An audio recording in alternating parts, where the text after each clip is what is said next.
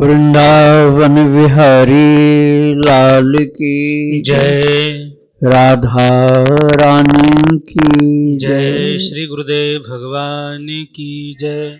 श्री राधे राधे। भक्ति प्रश्नोत्तरी कार्यक्रम प्रारंभ किया जा रहा है। आइए हम भक्ति संबंधित प्रश्नों को श्रवण करें। श्री राधे राधे गुरु जी, आपके श्री चरणों में कोटि कोटि दंडवत प्रणाम। पिंटू जी हैं छत्तीसगढ़ से। इनका प्रश्न है, महाराज जी, जैसे मीरा जी और गोपियों का ठाकुर जी के प्रति भाव था, वैसा ही भाव मेरा ठाकुर जी के प्रति है और श्री जी की सेवा और सानिध्य भी चाहिए। ऐसा कोई भाव है क्या महाराज जी? इस भाव का क्या नाम है? इस प्रकार के भाव के लिए किस महापुरुष और संप्रदाय से दीक्षा लेना चाहिए? इसको कहते हैं माधुरी भाव, और सरल शब्दों में इसको गोपी भाव भी कहते हैं, प्रिया प्रियतम भाव भी कहते हैं। तो इसमें भगवान प्रियतम हैं, हम उनकी प्रिया हैं। जो मीरा जी का भाव था, जाके सिर मोर मुकुट मेरो पति सोई, और इसके अलावा और कोई अपना नहीं, ये भी कह दिया, मेरे तो गिरधर गोपाल दूसरा न कोई, दूसरा कोई नहीं अपना। ऐसा नहीं कि भगवान के अलावा और भी बहुत से लोग अपने हैं। यही अनन्यता भक्ति में मजबूती लाती है। नहीं तो जगह जगह चित्तवृत्ति बंटी रहेगी तो प्रेम नहीं हो सकता। श्री राधे राधे। इनका दूसरा प्रश्न है, दो व्यक्ति मिलकर धंधा कर रहे हो, उस धंधे में दोनों ने पैसा मिलाया है, लेकिन काम पहला ही व्यक्ति करता है, दूसरे ने सिर्फ कुछ पैसा मिलाया है। दूसरे व्यक्ति को उनके मिलाए हुए पैसे के अनुसार धंधे का मुनाफा मिल जाता है।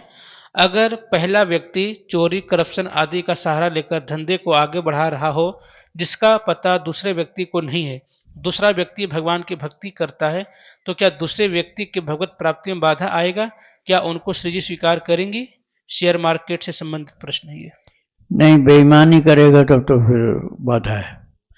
ईमानदारी होगी तो बाधा नहीं। खुल करके साफ बता कर करना चाहिए।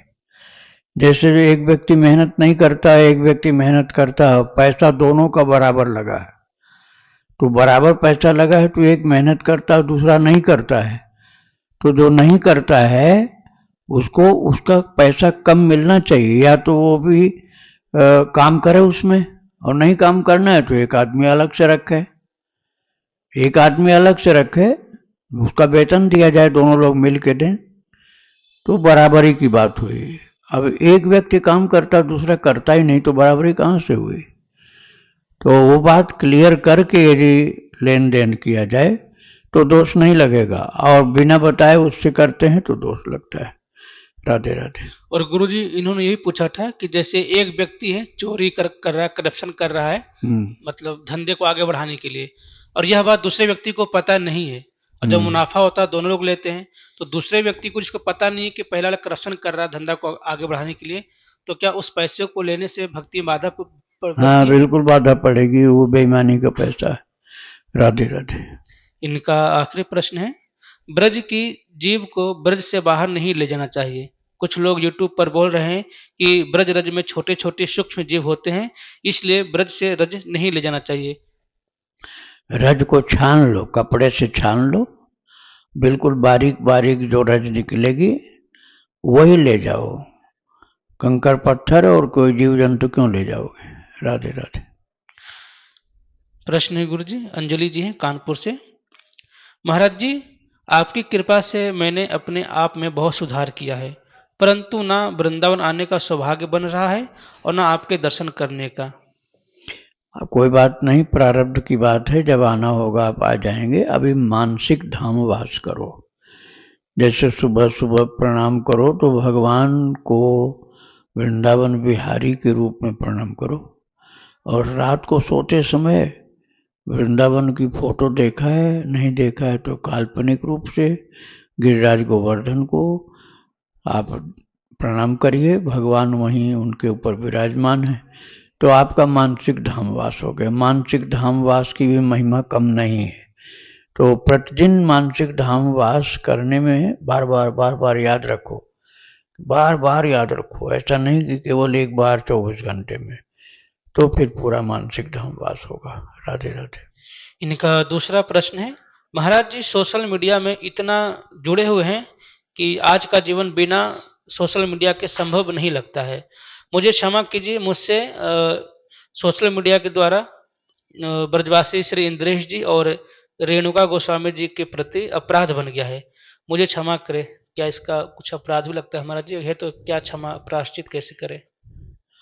अब इंद्रेश जी तो भगवान की कथा सुनाते जहाँ तक मैं जानता हूँ, रेणुका जी को मैं जानता नहीं। पुंडरीक गोस्वामी जी की धर्मपत्नी है गुरुजी, अच्छा राधा रमन मंदिर की अच्छा, पुजारी। तो अब मालूम हुआ, अभी तक मालूम नहीं था मुझे।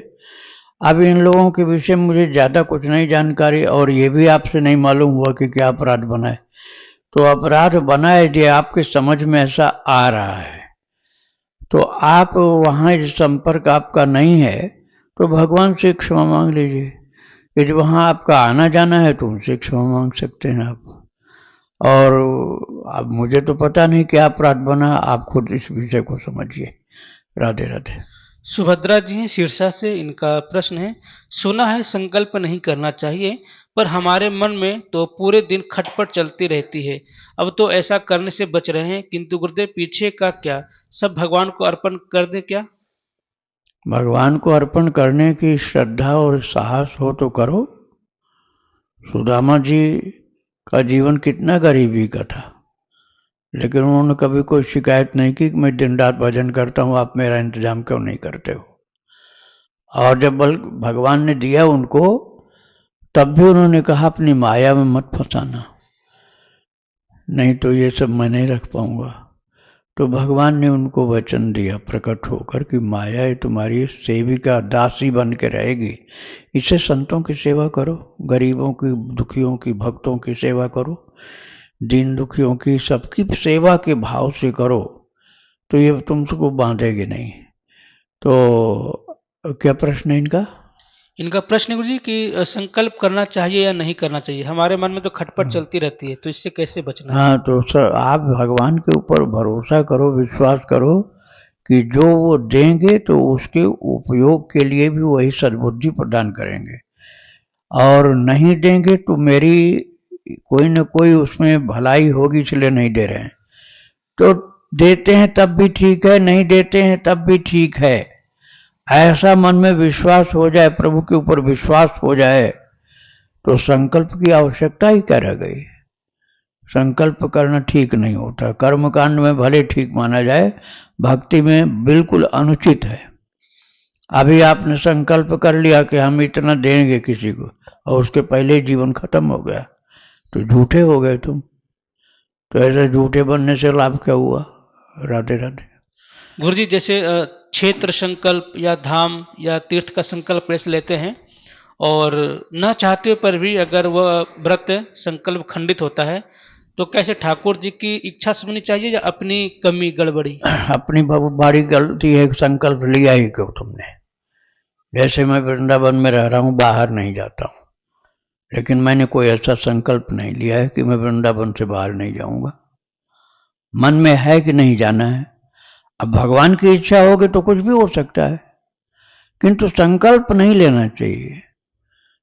संकल्प लिए हो, तुम कह रहे हो हम कुटिया से बाहर निकलेंगे नहीं, आग लगी कुटिया में तो निकलोगे कि नहीं निकलोगे। तो संकल्प खत्म तुम्हारा, इसलिए संकल्प लेना ही नहीं चाहिए। राधे राधे। वैभव जी हैं देहरादून से, इनका प्रश्न है, मेरे परिवार में सूतक के चलते मैंने माला करना ठीक नहीं समझा और माला नहीं कर रहा हूँ, क्या यह सही है या गलत? और ज्यादा करना चाहिए। सूतक किसी के ऊपर नहीं जब तक भक्ति न करता हो। भक्ति नहीं कर रहा तो सब सूतक हैं उसके ऊपर। सूतक क्या भगवान से बड़ा हो जाएगा? अरे भगवान के आगे सब छोटे हैं। कोई भी सूतक का नियम या कैसा भी नियम, सूतक अधिकतर 3 प्रकार के होते हैं। एक जन्म का सूतक, एक मृत्यु का सूतक, एक ग्रहण लगने का सूतक। इनमें से कोई भी भक्त के ऊपर नहीं लगेगा। यदि भजन करे तो, नहीं करेगा तो सारे सूतक उसके ऊपर जिंदगी भर लगे हुए हैं। कहीं न कोई मरता रहेगा, कोई जीता रहेगा, कोई पैदा होता रहेगा, कोई ग्रहण लगता रहेगा। रोजाना भजन छोड़ के बैठो घर में और कह दो कि सूतक लगा हुआ है, 15 दिन जन्मने के बाद, 15 दिन मरने के बाद, फिर भजन कब करोगे तुम? फिर तो कभी होगा ही नहीं भजन। भक्ति में कोई सूतक नहीं होता है। सर्वोपरि ठाकुर जी हैं, उन्हीं से रिश्ता है, और सारे रिश्ते तो झूठे हैं। रिश्ते का ही तो सूतक मानते हैं। रिश्ता तो भगवान से है, भगवान के अलावा किसी से रिश्ता सच्चा है ही नहीं। आज रिश्तेदार पिछले जन्म में दुश्मन था वो, या अगले जन्म में दुश्मन बन जाएगा, आप मानोगे सूतक उसका? अरे रिश्ता तो केवल भगवान से, और किसी से रिश्ता है ही नहीं।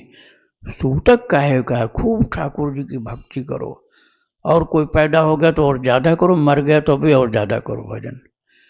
कहीं भी भक्ति में कमी मत आने दो। सूतक के नाम से आलस वाला काम मत करो। राधे राधे। पटना से हैं गुरु जी, इनका प्रश्न है, मैं राम में लीन होना चाहता हूँ, सीताराम का जप करता हूँ, भक्त चरित्र सुनता हूँ, संसार से संपूर्ण वैराग्य होना जरूरी है तभी राम जी की कृपा होगी, या एक आम इंसान की इतनी हिम्मत नहीं है संपूर्ण वैराग्य हो जाए? कृपा करें, मार्गदर्शन करें। राम में लीन वही होगा जिसको राम ने अपने बाण से मार दिया। तासु तेज प्रभु वदन समाना, सुरमुनि सब ही अचंभव माना। भगवान के बाण से जो मर गया वो राम में लीन हो जाएगा। और नहीं तो खूब भक्ति करो, सेवा करो, भगवान का भजन करो, भगवान का चरित्र सुनो, भगवान के भक्तों का चरित्र सुनो, उनसे प्रेम करो। अब तुम कहोगे हम दुश्मनी करेंगे, दुश्मनी करके उनके बाण से मर जाएंगे, तो दुश्मनी करने लायक तो बनो। मच्छर कोई शेर से भिड़ सकता है? पहले वैसी शक्ति हो तुम्हारे अंदर कि टिक पाओ। हनुमान जी के भी नहीं आना पड़ेगा, नल नीली फूंक मार के उड़ा देंगे तुमको। राम से कहाँ ले पाओगे? उनके बाण आने के पहले ही कोई भी एक भालू बंदर उठा के फेंक देगा, समुद्र में डूबोगे जाके, तो उनके आने का तो नंबर ही नहीं आएगा। तो राम के बाण से हर कोई नहीं पहुंच पाएगा कि मर रहे वो, उसके लिए बहुत शक्ति चाहिए। राधे राधे। मदन लाल जी हैं गाजियाबाद से, 64 वर्ष की आयु है। इनका प्रश्न है, भगवान में प्रातः शौच आदि क्रिया करके अर्ध स्नान, बाथरूम में हाथ साबुन से धोने के बाद कमर के नीचे तक के शरीर को जल से धोकर मैं श्री गुरुदेव द्वारा प्रदत्त मंत्र का नित्य श्री तुलसी जी के माला द्वारा मंदिर के बाहर घर के अंदर ही एक अलग तख्त पर, जिस पर बिस्तर बिछा हुआ है, उस पर एक आसन पर बैठकर जप करता हूँ, और प्रभु श्री उसके कुछ समय बाद पूर्ण स्नान करके ही नित्य अपने मंदिर में नाम मंत्र का जप, पूजा पाठ और स्तोत्र आदि का पाठ करता हूँ। भगवान उसके बाद कभी दिन में भी सो जाना पड़ जाता है, तो मैं उसके बाद उपरोक्त के अनुसार ही मात्र अर्ध स्नान करके ही अपने पूजा मंदिर स्थल में पुनः मंत्र जाप और स्तोत्र आदि का पाठ करता हूँ। तो क्या ऐसा करना मेरा शास्त्र के अनुसार उचित है, या मुझे बार बार पूर्ण स्नान आदि करके ही स्तोत्र आदि का पाठ और श्री तुलसी जी के माला द्वारा श्री गुरु प्रदत्त श्री वासुदेव मंत्र का जप करना चाहिए? कृपया मार्गदर्शन करें। आप अपनी जगह बिल्कुल सही हैं, इसमें कोई न चिंता करनी है, न शंका करनी है, और न भजन को रोकना है। बहुत सही आप चल रहे हैं। और यदि इससे भी कम हो पाए तब भी इसी प्रकार से भजन करना है।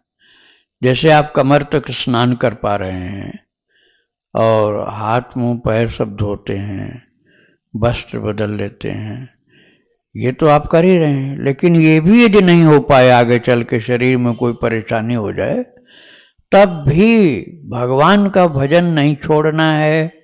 ऐसा नहीं कि आज तो हम नहा नहीं पा रहे हैं तो आज नहीं करेंगे, ये बहुत घाटे का सौदा है। यदि आपने कहा कि आज तो तबीयत खराब है, आज तो नहा नहीं पाएंगे, तो आज भक्ति कैसे करें, तो अपना नुकसान कर लिया आपने। अरे भगवान ने मुंह दिया है, हाथ दिया, हाथ से माला फेरने के लिए हाथ धो लो, केवल हाथ धो लो और कुछ नहीं करना। माला फेरो, खूब जप करो, मुंह से प्रभु का नाम बोलो। मुंह तो चाहे 1000 बार कुल्ला करो तब भी मुंह जूठा अंदर से रहता है। किसी 100 बार कुल्ला कर लो, फिर किसी के ऊपर थूक दो, देखो क्या नाराज होगा कि नहीं होगा? कहेगा आपका मुंह अशुद्ध, अब मुंह सदा अशुद्ध रहेगा, भगवान का नाम लोगे तो शुद्ध होगा। तो शरीर की शुद्धि जितना संभव हो उतना करो, और जब संभव ही नहीं होगा तो शरीर की शुद्धि का महत्व नहीं, भजन का महत्व है। बिना नहाए धोए अस्पताल में मान लो एडमिट हो, कौन तुमको हाथ धोने देगा, कौन तुमको कहेगा कि तुम नहा के आओ। अरे कितने तो ऐसी पोजीशन में रहते हैं अस्पताल में कि बेड से उठ ही नहीं पा रहे हो। अब उनको भजन करना, वो आएगा बेटा दोपहर के बाद, तब मुंह धुलवाएगा, तब हम करेंगे। गया सारा टाइम बेकार। कोई नहीं आवे, कोई नहीं मुंह धुलावे, कोई नहीं हाथ धुलावे, तब भी भक्ति चालू रखो। ये सबसे ज्यादा महत्वपूर्ण कार्य है। कई दिन हो जाए न नहाए हो तब भी करो। भोजन शरीर की रक्षा के लिए किया जाता है, और आत्मा के लिए तो भक्ति हमेशा करनी, चाहे शरीर धो चाहे मत धो। राधे राधे। दिल्ली से मनीष जी हैं, इनका प्रश्न है, गुरुजी मैं भोलेनाथ को अपना गुरु मान के उनके द्वारा दुर्गा दुर्गा नाम जप का मंत्र ले लिया हूँ, और जब भोलेनाथ की पूजा करूँ तो उनको क्या नाम सुनाऊं, राम राम या दुर्गा दुर्गा? मैं दुर्गा जी को मानता हूँ। वो आप सुना सकते हैं, राम राम भी, दुर्गा जी भी सुना सकते हैं, आपकी श्रद्धा उसके अनुसार कर सकते हैं। भोलेनाथ को आपने गुरु माना है, लेकिन उन्होंने आपको शिष्य माना क्या? ये तो सोचा नहीं कभी। आपने भोलेनाथ को गुरु मान लिया, अब भोले बाबा ने आपको शिष्य माना क्या? उन्होंने तो कुछ नहीं माना आपको, कहेंगे तो मूर्ख है, ये हमारे शिष्य बनने लायक है ही नहीं, ये तो बहुत ही भटका हुआ प्राणी, इसको हम शिष्य क्यों बनाएंगे? अब बताओ कहां से हो गए शिष्य तुम? तो शिष्य बनने के लिए ऐसे गुरु के पास जाओ जिसके द्वारा आपके अंदर शिष्यत्व जागृत हो, भक्ति उत्पन्न हो। भोले बाबा को आपने मान लिया, लेकिन वो मान्यता आपकी तभी सिद्ध होगी जब वो कह दे हाँ बेटा तू मेरा शिष्य हो गया। बिना उधर से माने एक पक्षी ये बात कैसे चल जाएगी? वो आपको शिष्य माने तो आपका गुरु मानना सही हुआ। राधे राधे। अनुराग जी, इनका प्रश्न है, गुरुदेव अक्सर यह सुनने में आता है कि गुरु मंत्र का नियम सुबह पूरा करना चाहिए और बाकी समय नाम जप करना चाहिए। मैंने अभी दीक्षा नहीं ली है, मेरे वैष्णव आचार्यों में श्रद्धा तो पूरी है, लेकिन मन में एक शंका है कि मैं मंत्र या नाम में से किसी एक में पूरी तरह तन्मयता नहीं ला पाऊंगा। अगर मैंने सुबह एक माला भी कर ली तो मन में शंका आती है कि मंत्र लेकर उसकी एक प्रकार अवहेलना कर दी, क्योंकि अगर उसमें मन नहीं लगा तो ना लेना ही ठीक होगा। क्या दीक्षा न लेकर केवल नाम में पूरी तन्मयता लाना ज्यादा श्रेष्ठ होगा? मैं एक निष्ठ होना चाहता हूँ, लेकिन मन में इस बात को लेकर थोड़ा असमंजस बना हुआ है, कृपया मार्गदर्शन करें। हाँ, आपको यदि ऐसी बात मन में है तो आपको दीक्षा नहीं लेनी चाहिए। आप बिना दीक्षा के नाम जप करिए और भक्तों का चरित्र सुनिए, भगवान का चरित्र सुनिए और नाम जप में लगे रहिए। नाम जप ज्यादा जब होगा ना, खूब ज्यादा जप हो जाएगा, तब चित्त आपका निर्मल होने लग जाएगा। फिर आपको गुरु की आवश्यकता समझ में आएगी और तब गुरु की प्राप्ति के लिए भूख जगेगी और आप भागे हुए जाओगे दीक्षा लेने के लिए। अभी दीक्षा के लिए आपके भूख प्यास कुछ है नहीं। हाँ, नाम जप करो तो हो सकता है आगे काम हो जाए। राधे राधे। इनका दूसरा प्रश्न है, जो दूध दही क्रीम इत्यादि देसी गाय से न मिलता हो, विदेशी गाय या बकरी आदि का हो, तो क्या वो अशुद्ध और त्याज्य होता है? क्या उनका भोग लगाना ठीक होगा? उसका मानसिक भोग लगा सकते हो, मंदिर में नहीं। अब आपको जो अशुद्ध मिलता, आप मान लो बीमार हो तो दवाई के रूप में ले लो, बीमार यदि हो तो दवा के रूप में उसको ले लो, और ये नहीं पता है कि भैंस का है, गाय का है, बकरी का है, किसका है, तो उसको मानसिक भोग लगा सकते हो। लेकिन मंदिर में ठाकुर जी को भोग नहीं लगाना चाहिए। मंदिर में बिना दूध के और भी चीजें तो हैं, फल का भोग लगाओ, जो भोजन बनता है सात्विक बिना लहसुन प्याज का, वो भोग लगाओ। और गौ माता का दूध मिल जाए तो वो लगाओ, और नहीं मिलता है तो फल का भोग लगाओ और भोजन का भोग लगाओ। एक बार नहीं कई बार लगा सकते हो। मानसिक भोग में कोई बाधा नहीं है। जो प्राप्त हो गया अपनी जानकारी के अनुसार अशुद्ध नहीं है तो भोग लगा सकते हैं। राधे राधे। ममता सिंह जी ग्वालियर से, इनका प्रश्न है, गुरुदेव वर्तमान में सभी संतों में मेरी पूर्ण श्रद्धा है, परंतु दीक्षा लेने की इच्छा पूज्य श्री पोद्दार जी से है, तो क्या अगर मैं मन से उनकी सेवा करूं और उनके प्रति श्रद्धा जो कि मेरी है दीक्षा भी लेने की, तो क्या प्रकट में आकर के दीक्षा देंगे? क्या ऐसी कोई उदाहरण है महाराज जी जो शरीर से ना हो, ब्रह्मलीन हो गए हो और किसी की श्रद्धा पर रिझ करके आकर के उन्होंने दीक्षा दी है? मीरा जी का एक तो प्रमाण मिलता है कि वृंदावन में एक बैरिस्टर साहब थे, उनको दीक्षा देने लगभग 100 वर्ष पहले की बात है। उनको दीक्षा देने के लिए मीरा जी प्रकट हुई थी। बैरिस्टर साहब का हारमोनियम अब भी है, उसको कृष्ण बजाते थे, और जब उनका ध्यान बहुत लग जाता था बैरिस्टर साहब का, तो कृष्ण आके हारमोनियम बजाने लग जाते थे। तो इतना ज़्यादा प्रेम हो गया था कि कहते लाला तो हारमोनियम बजाएगा तो मेरा ध्यान कैसे लगेगा। और फिर हंसते थे भगवान को। ये खेल होता था उनका। और दीक्षा दिया था मीरा जी ने उनको, बैरिस्टर साहब को। बहुत दिन मैंने खोजा हारमोनियम, पता तो चल गया, लेकिन एक माता के पास है वो हारमोनियम, उसको बहुत बड़े बॉक्स में रख के ताला बंद करके रखती, और उसने कहा आप किसी को भी मेरे पास मत ले आना, नहीं तो मैं दिखाऊंगी नहीं। तो बैरिस्टर साहब की दीक्षा मीरा जी के द्वारा हुई थी, और ये बात अभी 100 वर्ष पहले की। और उससे 100-150 साल पहले सुखदेव जी ने दीक्षा दी थी चरणदास जी को, जिनका संप्रदाय चला शुक संप्रदाय। चरणदास जी को दीक्षा सुखदेव जी ने दी थी लगभग 250 वर्ष पहले, शुकताल में वट वृक्ष के नीचे। और वहाँ वो जगह बनी हुई है, सुंदर चबूतरा एक बना छोटा सा, और वो वहाँ लिखा हुआ है कि इसी स्थान पर चरणदास जी को सुखदेव जी ने दीक्षा दी थी।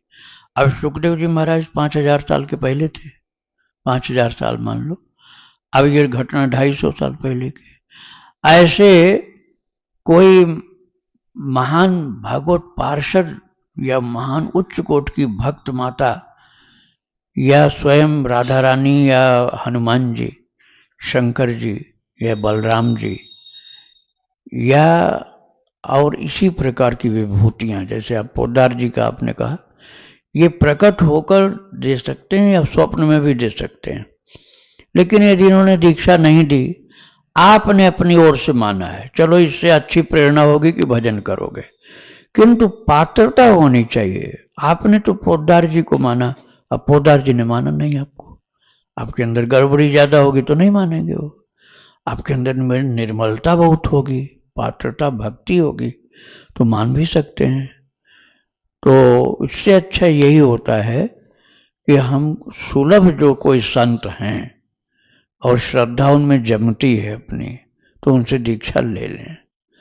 अब जो हमको आंख के सामने दिखता ही नहीं, उसको हम गुरु माने और वो हमको दीक्षा न दें, तो फिर कहाँ बात पूरी हुई? एक पक्षी बात हुई। हाँ, वो प्रकट होकर आपको दीक्षा दें या स्वप्न में विधिवत दीक्षा दें तो अब दीक्षा मान ली जाएगी। श्री राधे राधे। गुरुजी स्वप्न में मतलब जीवन दीक्षा कैसे होती है गुरुदेव? नहीं, स्वप्न में जैसे हनुमान जी ने दीक्षा दिया या शंकर जी ने दिया, नारद जी ने दिया स्वप्न में, तो उस समय जगने पर तिलक लगा हुआ मिलेगा, उनका पहनाया हुआ कंठी मिलेगी। बस यह है कि स्वप्न में ही दीक्षा हो गई, लेकिन जगने पर कंठी मिलेगी, तिलक मिलेगा, मंत्र याद होगा। ऐसा ललिता चरण दास जी का मैंने चरित्र सुनाया है। हनुमान जी ने दीक्षा दी थी, चित्रकूट के पास के थे वो, बाद में वृंदावन आ गए। वो रंग जी के मंदिर की सीढ़ी पर रहते थे, उनका पूरा चरित्र मैंने सुनाया। हनुमान जी की दी हुई माला छोटी सी माला उन्होंने दिया कि इससे जप करना, ये जप करना। वो जगते ही तकिया के बगल में रखी हुई माला मिली और मंत्र उनके गूंज रहा था। बस वो दीक्षा उनकी हो गई, चल पड़े वहां से। और देखते थे वो हनुमान चालीसा पढ़ते थे। और वहां वृंदावन की कोई मंडली गई थी रास लीला वाली, तो रास लीला देखने में इतना मस्त हो गए, इतना मस्त हो गए कि फिर रास लीला पूरी पूरी देखते थे, छोड़ के नहीं आते थे। और हनुमान जी की कृपा हो गई, वैराग्य हो गया और दीक्षा हनुमान जी से हुई। ये चरित्र आप ललिता चरण दास निकालेंगे, भक्ति आश्रम मिल जाएगा। तो ऐसे दीक्षा यदि होगी ना, दैवी दीक्षा, तो प्रमाण मिलेगा। जैसे तिलक लगा होगा या कंठी होगी या जपने की माला होगी और मंत्र गूंजता हुआ मिलेगा, खूब तीव्र सुगंधी होगी वहां, तब आप विश्वास कर लीजिए। फिर कोई जरूरत और से दीक्षा लेने की नहीं है। ऐसा नहीं होता है तो किसी महान पुरुष से दीक्षा लेनी चाहिए। राधे राधे। गुरु जी, इसमें कोई समय निर्धारित होता कि हाँ इतने वर्ष तक मतलब इंतजार करें कि हाँ आ करके दे देंगे? नहीं, वो इंतजार करने से काम नहीं हो सकता। वो तो कृपा उनकी ओर से जब होनी होगी तो अचानक हो जाएगी। टाइम की लिमिट नहीं होती इसमें। राधे राधे महाराज। राधे। जब राम जी धरती से जा रहे थे तो हनुमान जी से ही बोले जाने के लिए, लेकिन हनुमान जी ने मना कर दिया कि मेरे को तो संतों के साथ रहना है। तो ऐसा क्यों करा, राम जी के साथ क्यों? यावत राम कथा वीर चरिष्यति महीतले तावत शरीरे वत्संतु मम प्राणान संशया। ये राम जी जब अपने धाम को गए हैं, सब जा रहे थे, लेकिन हनुमान जी को प्रभु ने रोक दिया, तुम नहीं जाओगे। क्यों प्रभु? बोले राम भक्तों की रक्षा कौन करेगा? राम भक्तों की रक्षा करने के लिए तुमको रहना है, और तुम्हारे रहने से मेरी कथा चलती रहेगी। इसका बहुत बड़ा लाभ संपूर्ण सृष्टि को प्राप्त होगा, और उस सेवा के लिए तुमको रहना है। तो ये भगवान की आज्ञा थी और इसके लिए हनुमान जी तैयार हो गए थे। ऐसी सेवा जिसके लिए होती है ना, जैसे जामवंत जी को भी रोक लिया था, विभीषण जी को रोक लिया था, हनुमान जी को ही नहीं, केवल हनुमान जी को तो राम कथा के प्रचार के लिए, भक्तों की रक्षा के लिए रोका। जामवंत को रोका, भगवान राम जी जा रहे थे, बोले जामवंत तुमको रहना है, अरे अगले अवतार में तुम्हारी पालिता पुत्री के साथ मेरा विवाह होना। भगवान ने जामवंती के साथ विवाह किया ना कृष्णावतार में। उनको कह दिया तुमको अभी नहीं चलना, तुम रहो अभी, तुमको कलयुग तक रहना। जामवंत जी को बोला था। जामवंत जी ने पारस मणि दिया था एक संत को, जो हरिदास जी के पास आए थे। तो उन्होंने पारस मणि लिया नहीं, बोले तुमको दीक्षा चाहिए तो पारस मणि जमुना में डालो, ना मैं लूंगा ना तुम लोगे। डलवा दिया, फिर दीक्षा दिया, जामवंत ने दिया था वो। और इसी तरह से विभीषण जी को रोक लिया। विभीषण जी ने कहा हम चलेंगे प्रभु, अब यहां नहीं रहेंगे। बोले मैंने तुम्हें आशीर्वाद दिया था, करहु कल्प भर राज तुम मोहि सुमिरहु मन माही, अंत धाम मम पाई हो जहां संत सब जाहे। विभीषण जी से कहा था राज्याभिषेक करने पर प्रभु ने कि एक कल्प तुमको राज्य करना है। एक कल्प कितना बड़ा समय होता है, इतना दिन विभीषण को राज्य करना है। इसका मतलब विभीषण जी हैं, उनको एक संत को दर्शन मिला था, वो चरित्र मिलता है भक्तमाल में। उनको उठा के फेंक दिया था समुद्र में किसी ने नाव से, विभीषण जी उनको ले गए थे। तो ऐसे ठाकुर जी को पता है किसको रखना है, किसको ले चलना है। तो जो जिसके भले के लिए जो प्रभु चाहते हैं, उसकी पात्रता के अनुसार वैसा बताते हैं। विभीषण जी हैं, जामवंत जी कलयुग में दर्शन दिए, इसका मतलब अब भी हैं। हनुमान जी तो महाराज कितनी बार लोगों को मिल चुके हैं। और जो ऋषि लोग हैं, जैसे देवर्षि नारद जी, शांडिल्य जी, गर्गाचार्य जी, वशिष्ठ जी महाराज, ये लोग सदा विराजमान रहते हैं, हर कल्प में, हर युग में रहते हैं। तो भगवान की सेवा के लिए जन्म भी लेते हैं और शरीर से अमर भी रहते हैं, कई जगह भी प्रकट होते हैं, मनुष्य की बुद्धि के बाहर होते हैं वो। श्री राधे राधे।